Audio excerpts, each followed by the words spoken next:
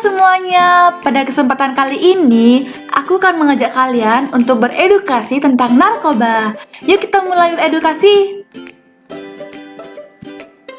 Eits, tapi sebelum mulai aku akan mengucapkan salam terlebih dahulu dan juga memperkenalkan diri.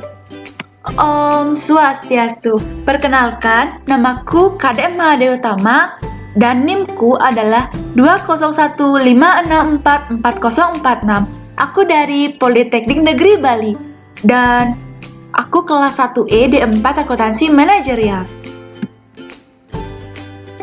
Pada video kali ini, aku akan mengajak kalian beredukasi mengenai narkoba dan bisa kalian lihat di samping adalah contoh seseorang yang tengah mengkonsumsi narkoba.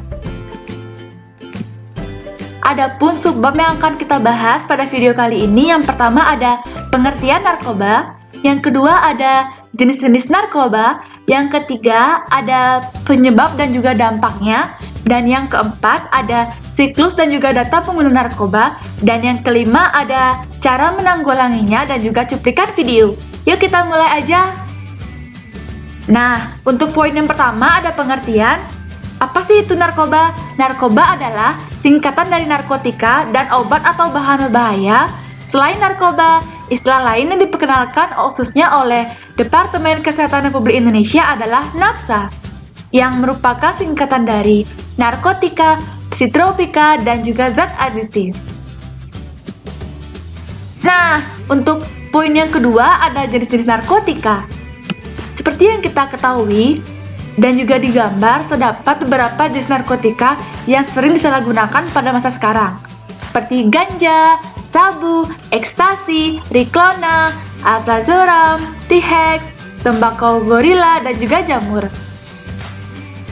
Nah, aku juga akan memberitahu kalian mengenai jenis-jenis narkotika berdasarkan golongannya. Nah, ini dia. Untuk narkotika golongan 1, contohnya ada ganja, opium, dan juga tanaman koka. Sedangkan untuk golongan kedua, contohnya ada morfin, alfa-prodina, dan lain-lain. Untuk golongan ketiga, contohnya ada semua yang terdapat dalam jenis sintetis, jenis semi-sintetis, dan juga jenis alami. Untuk jenis sintetis sendiri, contohnya ada amfetamin, metadon, dexamfetamin, dan juga sebagainya.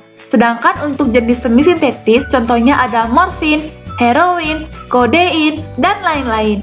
Nah, untuk jenis alami, itu contohnya sama dengan golongan 1, yakni ganja dan juga tanaman koka. Di samping itu, ada efek dari penyalahgunaan narkoba, dan untuk segala jenis golongan tersebut, efeknya sama terhadap tubuh kita, yakni kecanduan, ketergantungan, dan juga dampak buruk bagi kesehatan, dan akibat yang paling fatalnya adalah kematian. Maka dari itu, jauhilah narkoba. Selanjutnya ada penyebab penyalahgunaan narkoba. Penyebab penyalahgunaan narkoba ini ada banyak faktor loh. Namun pada video kali ini, aku akan memberitahu kalian ada 3 faktor utamanya. Yakni yang pertama ada penyebab dari diri sendiri, yaitu ketidakmampuan menyesuaikan diri dengan lingkungan. Sedangkan yang kedua ada penyebab dari keluarga, yaitu salah satu atau kedua orang tua adalah pengguna narkoba. Di samping itu, bisa juga karena hubungan yang kurang harmonis di antara keluarga ataupun kurangnya perhatian serta pengawasan dari orang tua. Nah, untuk penyebab yang ketiga ada dari teman atau kelompok. Biasanya ada anggota kelompok yang menjadi pengedar narkoba ataupun menjadi pemakai aktif dari narkoba. Maka dari itu, pintar-pintarlah untuk mengatur pergaulan. Selanjutnya ada penyebaran penggunaan narkoba. Bisa kita lihat pada peta yang berbagai warna ini, di mana warna merah berarti penyebaran penggunaan narkobanya sangat banyak, sedangkan untuk warna biru mulai banyak, dan untuk warna abu tidak terlalu banyak, sedangkan untuk warna putih hanya sedikit. Nah, ini nih yang paling penting, dampak. Dampak narkotika untuk tubuh kita tuh sangat banyak. Dari segala jenis organ pun dampaknya akan bertebaran di tubuh kita, yaitu dari mata, pupil melebar dan menyebabkan insomnia, untuk otak menurunkan daya ingat, dan untuk ketiga jantung menyebabkan pembuluh darah pecah, dan sedangkan untuk hati melemahkan aktivitas sel-sel, untuk pencernaan daya tahan tubuh turun dan mudah sakit, dan untuk kulit kulit akan menjadi kering dan juga keriput. Nah, maka dari itu, jauhilah narkoba demi diri sendiri, keluarga, dan juga masa depan yang menunggu kita nantinya. Yuk kita bisa! Nah, ini juga ada siklus penyalahgunaan narkoba. Pada video kali ini, aku akan memberitahu kalian ada 5 siklus yang aku tulis pada video ini, yaitu ada coba-coba, di mana coba-coba ini muncul akibat rasa ingin tahu seseorang, dan setelah coba-coba itu maka muncul suatu kebiasaan, yaitu kebiasaan buruk seseorang untuk mengkonsumsi narkotika.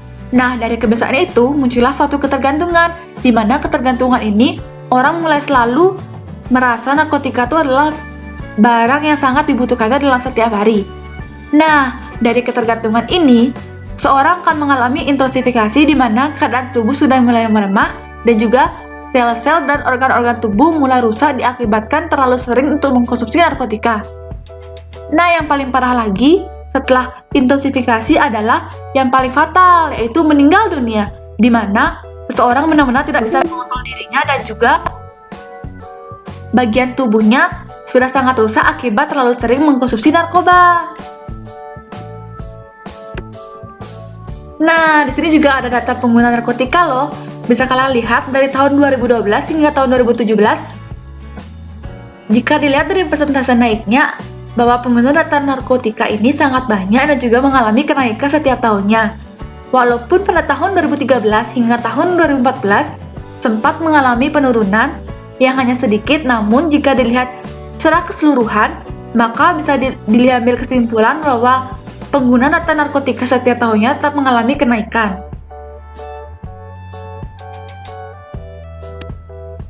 Nah, ini nih yang penting, cara menanggulangi penyalahgunaan narkoba. Ada 4 tahap. Yang pertama, pemeriksaan, yaitu bertujuan untuk mengetahui sejauh mana si pecandu mengalami kecanduan yang dialaminya dan adakah efek samping yang muncul. Untuk yang kedua, ada detoksifikasi, yang dimana di sini pengguna harus 100% untuk berhenti menggunakan obat-obatan yang berbahaya tersebut. Untuk tahapan yang ketiga, ada stabilisasi, di mana bertujuan untuk membantu pemulihan jangka panjang dengan memberikan obat-obat resep-resep dari dokter. Dan untuk yang keempat, ada pengelolaan aktivitas. Hal ini, pecandu yang sudah sembuh akan kembali ke kehidupan normal, namun dokter dan ahli tetap mengontrol apakah hal yang dilakukannya positif dan juga baik untuk kesehatannya. Nah, ini dia video yang akan membuat kita sadar bahwa narkoba itu sangat tidak baik untuk tubuh kita. Yuk kita renungkan sama-sama. Dulu, aku seorang pecandu narkoba. Awalnya, semua berjalan dengan baik. Tapi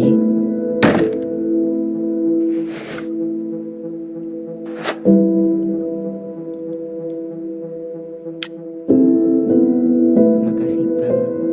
Hampir setiap hari aku mengonsumsi narkoba.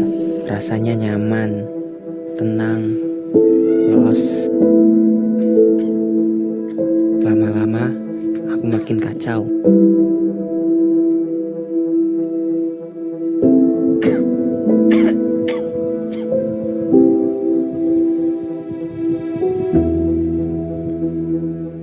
Hingga akhirnya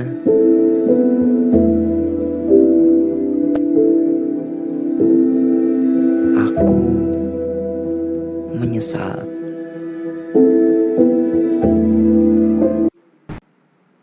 Nah, bisa kalian lihat kan bahwa narkoba itu sangat berbahaya untuk tubuh kita. Maka dari itu, mulai sejak dini kita harus beredukasi mengenai narkoba agar tahu bagaimana bahaya narkoba untuk tubuh kita. Jangan sampai kita menyesal karena kita sudah mencoba-coba untuk menggunakan yang namanya narkotika. Terima kasih untuk kalian yang telah setia menonton video dari awal hingga akhir. Jika kalian memiliki pertanyaan, kalian bisa kirim via email maupun nomor telepon yang tertera di bawah. Dan aku ucapkan terima kasih sekali lagi. Eits, tapi bukan sampai sana saja loh. Aku juga akan memberitahu kalian fitur-fitur apa saja yang aku gunakan dalam proses penyusunan PowerPoint ini. Yuk kita lihat.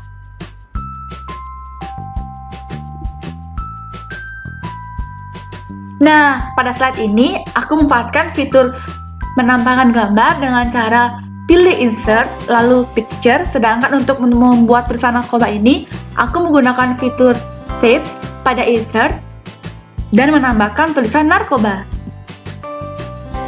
Untuk template, aku memanfaatkan template sudah tersedia di internet dari website Slidesgo, di mana di sana terdapat banyak sekali template yang bisa kita manfaatkan dengan baik. Nah, sedangkan untuk slide ini, aku juga memanfaatkan fitur shapes untuk membuat bagian setiap sub yang akan kita bahas. Sedangkan aku juga memanfaatkan hyperlink di sini, di mana hyperlink ini akan sangat membantu untuk kalian menghubungkan antara satu slide dengan slide lainnya yang lumayan jauh agar lebih mudah. Seperti contohnya, ketika aku memencet pengertian ini, maka langsung pada slide yang berhubungan dengan pengertian. Yuk kita coba. Nah, ini dia, langsung berhubung dengan slide pengertian. Pada slide ini, aku juga memanfaatkan fitur picture yang terdapat pada insert dan juga shapes yang aku gunakan untuk menulis bagian pengertian serta untuk menulis apa itu narkoba. Pada slide ini, aku juga memanfaatkan fitur shapes untuk menulis jenis narkotika dan juga fitur picture pada insert untuk memberikan gambaran mengenai narkotika. Nah, pada slide ini, aku memanfaatkan fitur tabel yang terdapat pada menu insert, di mana cara membuat tabelnya adalah kalian hanya perlu memilih menu insert, lalu pilih tabel dan tentukan berapa jumlah tabel yang akan kalian butuhkan pada PowerPoint. Nah, untuk ini, simbol-simbol yang tersedia di sini aku manfaatkan dari template sudah tersedia, di mana setiap templatenya sudah tersedia simbol-simbol yang bisa mungkin kalian gunakan atau yang kalian butuhkan untuk membuat PowerPoint kalian lebih kreatif. Nah, lalu untuk slide ini aku manfaatkan fitur shapes untuk membuat bacaan penyebaran penggunaan narkoba dan juga shapes pada tanda panah yang aku arahkan kepada peta.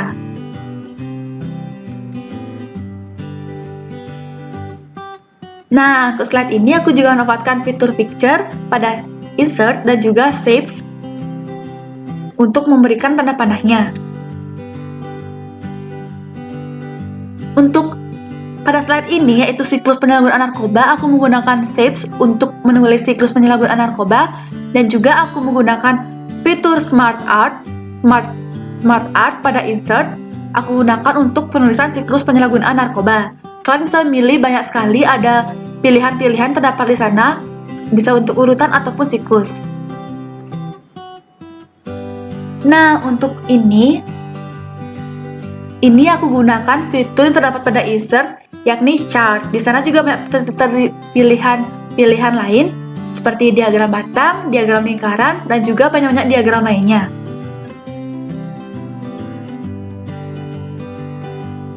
Nah, untuk slide ini aku manfaatkan fitur shapes untuk membuat setiap kotak mengenai rincian dari setiap tahapan.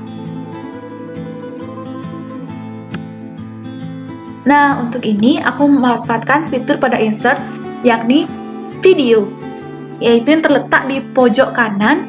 Kalian hanya perlu memilih video, lalu pilih video dari file PC Anda maupun dari internet. Nah, sekian nih info tips-tips dari aku mengenai proses penyusunan PowerPoint. Kali ini aku akan benar-benar mengakhiri video ini. Aku ucapkan terima kasih ya sekali lagi. Santi.